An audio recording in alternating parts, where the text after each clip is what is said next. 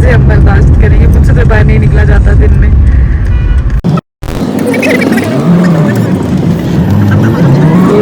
अस्सलाम वालेकुम एवरीवन, कैसे हैं आप सब। उम्मीद है कि आप सब बिल्कुल ठीक ठाक होंगे। हम भी अल्लाह का शुक्र है बिल्कुल ठीक ठाक हैं। तो यहाँ जो है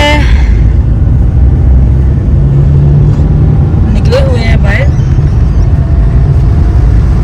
और बच्चों को देखें ज़रा। हम निकले हुए थे हॉस्पिटल के लिए और आज चेकअप कराना था।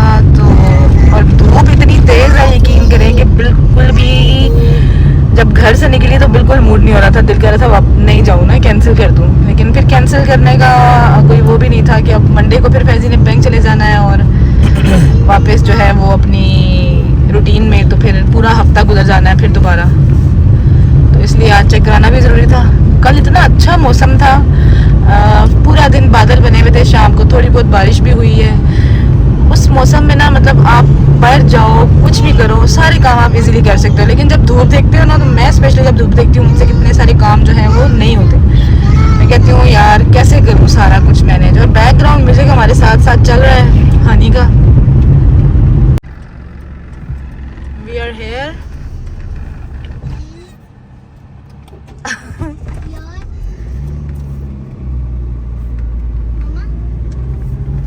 क्या हुआ सजल? पता नहीं क्या बोली है, कुछ समझ नहीं आई। हाँ यहाँ जी हम निकल आए हैं। व्लॉग जो है वो शूट करने का अंदर मौका ही नहीं मिला क्योंकि इतनी रश नहीं थी, तो वेट करने का जो है वो मौका ही नहीं मिला। वेट करने बैठती तो व्लॉग शूट करती, और फादी ने जो है वो हमें फ़ौरन से चेकअप हमारा करवा लिया, तो फिर इस वजह से जो है हम जल्दी फ्री हो गए। यहाँ पे वापस आने के बाद मैंने बीफ पुलाव बनाया क्योंकि मैं फादी को कह के आई थी कि वापसी पे आ जाना, खाना मेरे साथ खा लेना। मैंने कहा अम्मी जो उसके लिए कुछ स्पेशल बनाएंगी घर में, तो मैं जो है वो अब छुट्टी का दिन है तो फैज़ी के लिए भी बनाना ही होता है कोई पुलाव वगैरह, कोई अच्छी सी मज़े की चीज़। तो कोई अच्छी डिश तो बनती ही है स्पेशल, तो फिर वो उसको भी आ जाएगा तो खा लेगा। तो यहाँ मैंने इसको बुलाया था सैटरडे की ये व्लॉग था। फिर नेक्स्ट डे ये संडे को हम लोग गए हुए थे गाँव, और वहाँ पर इवनिंग में टी टाइम पे जो है ये पकोड़े और मैक्रोनीज वगैरह जो है वो ये सारी चीज़ें खाई हमने फैज़ी के चाचू के घर, और साथ में गपशप थी, चाय थी, और बस यही होता है। सारे कज़न्स वगैरह सब लोग आपस में बैठे हैं तो अच्छी सी गपशप होती है, थोड़ी सी गैदरिंग हो जाती है। वैसे लगता तो ये टाइम बहुत कम है, लेकिन अब इतनी बिज़ी टाइम में थोड़ा सा टाइम निकाल लेना ऐसी चीज़ों के लिए भी बहुत होता है। तो फिर उसके बाद जो है ये कल ट्यूसडे को ये जनाब मुझसे ख़फ़ा हो के बैठे हुए थे यहाँ पे। घर में कोई भी नहीं है, पापा गाँव गए हुए हैं पिछले 3-4 दिनों से, मतलब ज़्यादा दिनों से बस गए हुए हैं। तो अब शायद आ जाएंगे 1-2 दिन में, लेकिन रहने गए हुए थे ऐसे ही ज़रा। गंदम की कटाई के दिन भी थे तो ज़रा इधर उधर उनका मूड हो जाता है। तो ये अकेला था ना, तो मूड वैसे भी डिस्टर्ब है कि कोई भी नहीं है, तो ये जो है ना मेरे से नाराज़ हो के आधा घंटा वहाँ बैठा रहा। तो यहाँ पे जो है मैं आपको दिखाती चलूँ कि सोलर जो है वो हमारा फुली स्टार्ट हो गया है। अब जो है माशाल्लाह से ये इन्वर्टर लगा है। इन्वर्टर की इंस्टॉलेशन मैं आपको दिखा नहीं पाई क्योंकि उसके लिए मैंने व्लॉग शूट ही नहीं करवाया था। ये फैज़ी को कह के व्लॉग शूट करवाना पड़ता है, मैं तो बीच में बाहर जाती नहीं हूँ सब लड़कों में। तो यहाँ पे जो है ये इसकी भी इंस्टॉलेशन हो गई और ये चीज़ें जो है वो हो गई। तो सोलर अब फुली जो है हमारा चल रहा है। और जैसे ही मैं अंदर आई तो मैंने देखा कि यहाँ पर जो है जनाब की पूरी कमीज़ जो है वो भरी हुई है। यहाँ पर आपको देख के क्या से क्या लग रहा होगा, लेकिन ये चॉकलेट के दाग है। ये इसने आइसक्रीम खाई थी। आइसक्रीम जो है उसको अपने कपड़ों पर ऐसे गिराया है इस लड़के ने कि आपको क्या बताऊँ।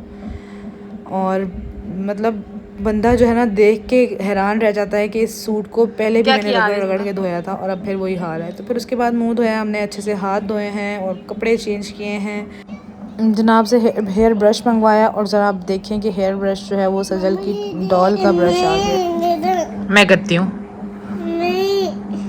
करती हूँ ना, उठाकर आप लाए हैं इतना अच्छा ब्रश। एक सेकंड 1 मिनट रुक जाओ। यहाँ मैं आपको अपनी और फैज़ी की लड़ाई के बारे में बताती हूँ कि लड़ाई कैसे हो गई। हमारी लड़ाई होती नहीं होती, क्योंकि हमारी लड़ाई में ये होता है कि एक बोले तो दूसरा चुप हो जाता है, दूसरा बोले तो दूसरा चुप हो जाता है। वो लड़ाई नहीं होती, वो छोटी सी नोक झोंक होती है। वो भी यही होता है कि जब आप कभी किसी उसमें हो ना, डिस्टर्ब हो रहे हो आप, तो फिर आप एक चीज़ कर देते हो, लेकिन वो ये होता है, नॉर्मल है। आज जो हुआ ना, आज तो बस हद ही हो गई ना।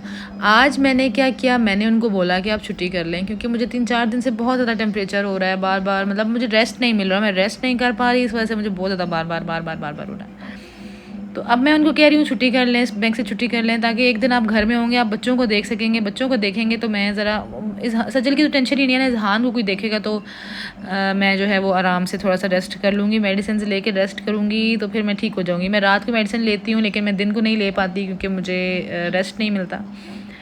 वो मुझे कहते हैं जी कि मैं छुट्टी नहीं कर सकता, स्टाफ नहीं है, बला बला। अब स्टाफ नहीं है तो इसमें हमारा मेरा क्या कसूर है भाई?